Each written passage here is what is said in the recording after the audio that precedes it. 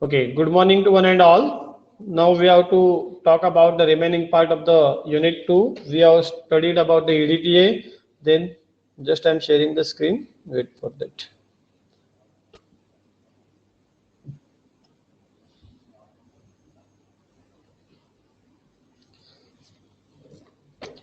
We have seen the advantages of EDTA or not?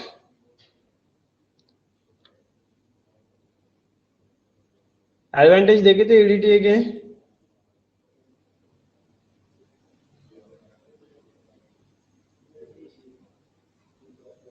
Okay. नहीं देखे होंगे तो भी we will see that. Okay, advantage and limitation of the EDTA as a titrant. अभी advantages क्या है? It is a stable solvent, shows the definite composition, hence it is prepared as a titrant. It forms a stable stoichiometric complex with almost all metal. Then the complexation occurs in a single step, and hence the titration of the metal produces a sharp change in the metal ion concentration at the equivalence point. The metal EDTA complex are all water soluble, hence all the EDTA titrations can be performed in aqueous media. EDTA form a N2 complex with all the metal ions irrespective of the change on the metal ion. यहाँ पे आपको दिया है वही reaction, complexation reaction. The titration of metal ion with EDTA produces a sharp color change at the equivalence point. The selectivity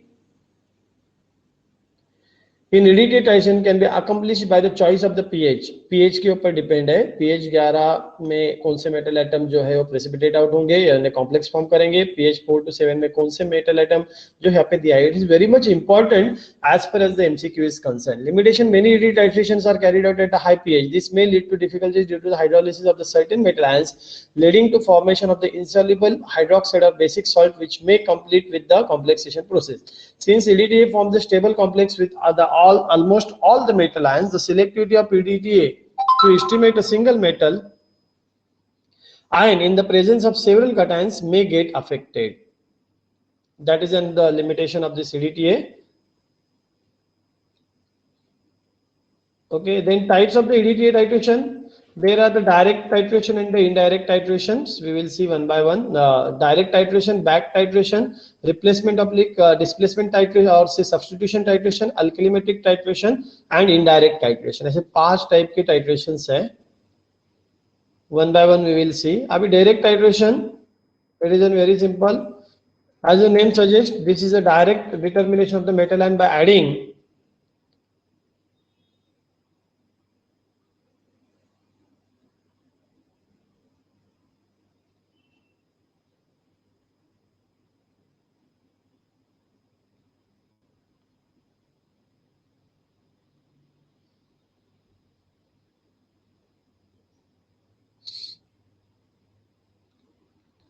okay. As the name suggests that this is a direct determination of the metal ion by adding the standard EDTA titrant to the sample solution until the approximate endpoint signal is observed.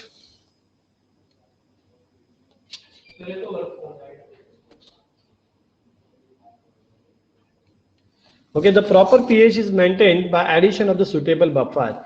The solution of metal ion is first buffered to the required pH and few drops of the suitable metal ion indicator are added. When the color of the metal ion indicator complex is observed. See, the solution of the metal ion is first buffered to the required pH and a few drops of the suitable metal ion indicator is added.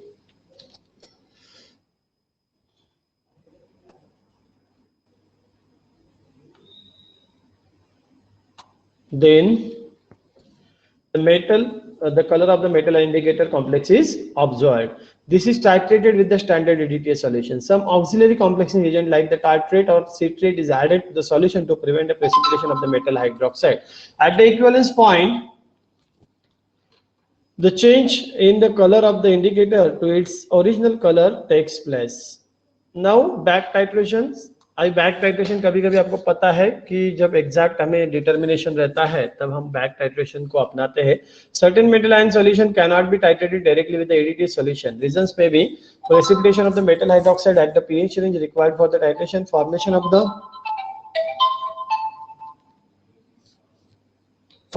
the inert complexes, or a suitable indicator is not available.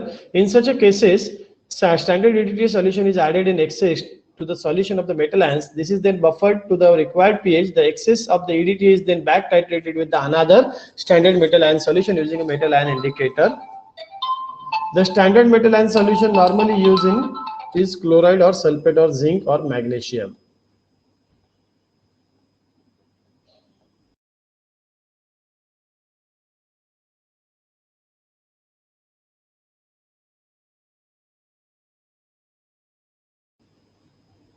Okay. See, then the back titration, कोई metal ion का problem रहता है कि they can't मतलब उसको हम direct titrate नहीं कर सकते हैं, that due to the precipitation of the metal hydroxide at the pH range whatever the required for the titration, then the formation of the inert complexes or suitable indicator is not available. In such a case, standard EDTA solution is added in excess to the solution of the metal ion. This is then buffered to the required pH. The excess of the EDTA is then back titrated with another standard metal ion solution using a metal ion indicator. The standard metal ion solution normally uses chloride or sulfate of the zinc or magnesium. Then the replacement or displacement or substitution titration. Substitution is used for those metal ion in which they do not give the sharp color change with the indicator at the end point. कोई metal ion रहते हैं जो sharp color change नहीं देते, उसके लिए substitution करना पड़ता है. Form a more stable complex with the EDTA than those of other metals such as the magnesium and the calcium. इसके लिए substitution titration use किया जाता है. The solution of the metal ion is treated with the magnesium EDTA complex